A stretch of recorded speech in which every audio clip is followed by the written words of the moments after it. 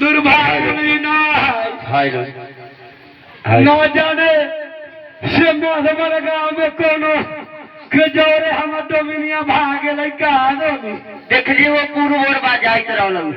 कहाँ जाई रहा कहाँ से पूर्व ओर बा जाइत रहलो है गे दीदी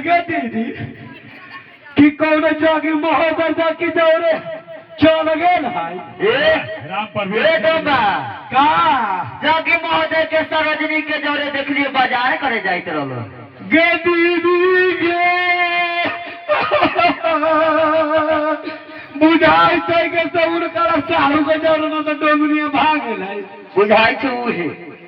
गे भाग जागल गे डोमिनिया भाग जागल गे आगे भाग जगल गे डोमिनिया भाग जगल गे आगे